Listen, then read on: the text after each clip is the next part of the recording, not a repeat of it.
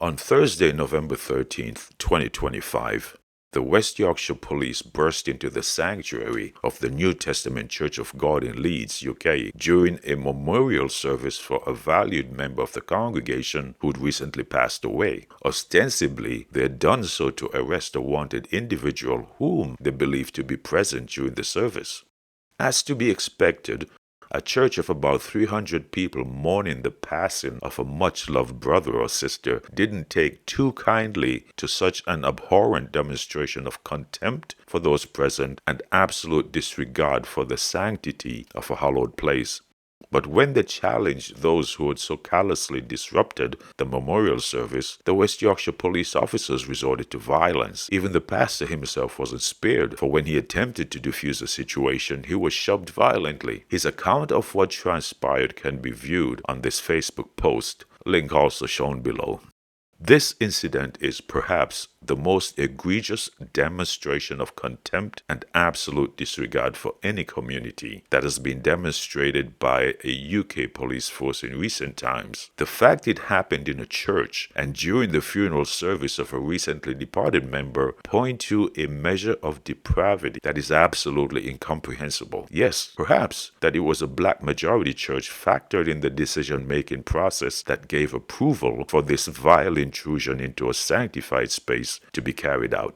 However, having said all this from the human perspective, it's important that as children of God, we see things for what they really are. More often than not, what seems evident at face value is just a screen to facilitate either distractions or deceptions. And, more importantly, we must always remember that as children of God, we do not fight fire with fire, but rather with water. Scripture refers to us as the salt of the earth and light of the world. That is exactly who we are and must conduct ourselves as such, even in the face of evil.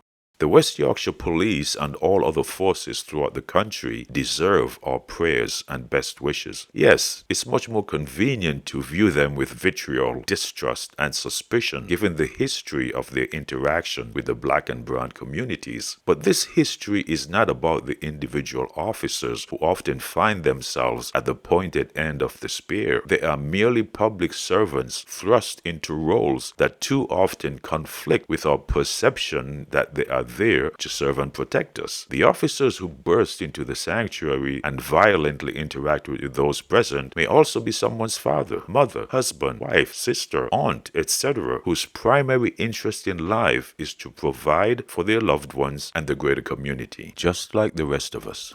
How we, as children of God, respond to what happened at the New Testament Church of God on 13th November must be within the context of our identity and roles as salt and light. Scripture tells us exactly who our fight is with. It is not with the West Yorkshire Police or any other force, but rather the sinister influences that deceive and enslave many, simply to sow division and chaos. For a world beset by divisions and chaos is also one in need of authoritarian rule, where laws and edicts deemed necessary for public safety and harmony can be brought into force as and when.